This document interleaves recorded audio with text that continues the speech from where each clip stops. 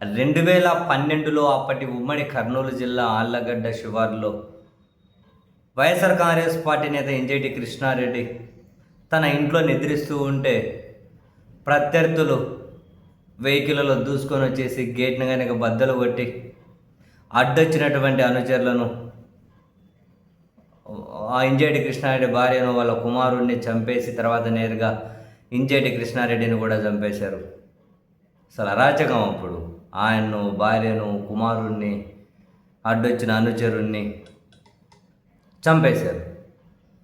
అయితే ఈ కేసులో 19 మందిని నిందితులుగా చేర్చారు. ఆ 19 మంది నిందితులుగా చేర్చిన తర్వాత ఇందులో A1గా ఉన్న వ్యక్తిని మధ్యలో చంపేశారు.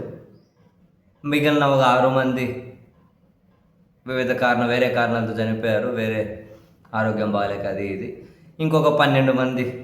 ఆ 12 మందికి తాజాగా నంద్యాల కోర్టు యావజ్జీవ కారాగార శిక్ష విధించుకుంటూ తీర్పు చెప్పింది. ఈ తీర్పు రాగానే మొత్తం అంతా ఒక సినిమా చూసినట్లే అక్కడ వాళ్ళ కుటుంబ సభ్యుల రోదనలతో ఆ నంద్యాల కోర్టు ప్రాంగణం మార్మోగిపోయింది. ఎందుకు అని అంటే దీని చుట్టూ ఇంతకుముందు కూడా కొన్ని అటువైపు హత్య గురి కాబడ్డ వాళ్ళ వైపు నుంచి కొన్ని విమర్శలు వినిపించాయి. ఇప్పుడు టీడీపీ అధికారంలోకి వచ్చిన తర్వాత అండ్ ఆ నిందితులంతా కూడా ప్రస్తుతం ఆళ్లగడ్డ ఎమ్మెల్యేగా ఉన్న భూమా అఖిలప్రియ గారి అనుచరులే.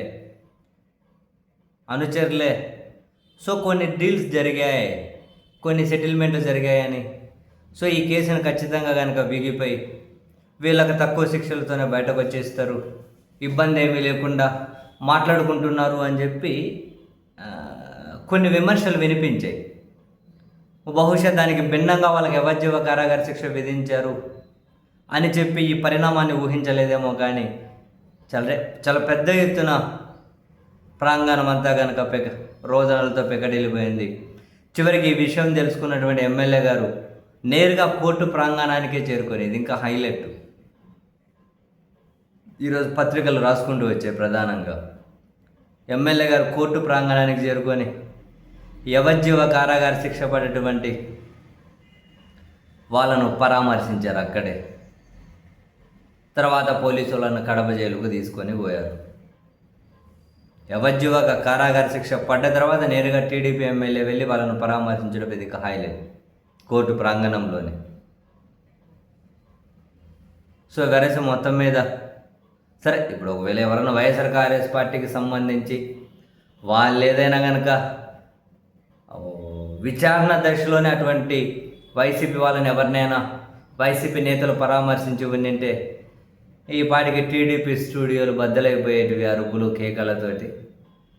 కానీ ఇక్కడ టీడీపీ ఎమ్మెల్యే యావజ్జీవ కారాగార శిక్ష పడ్డ వాళ్ళను కోర్టు ప్రాంగణంలోనే వెళ్ళి పరామర్శించిన ఇమ్మీడియట్గా బహుశా వాళ్ళకి అది పెద్ద పట్టింపుగా ఉండకపోవచ్చు. కానీ ఎనీహౌ మొత్తం మీద అయితే ఇది ఒక సెన్సేషన్.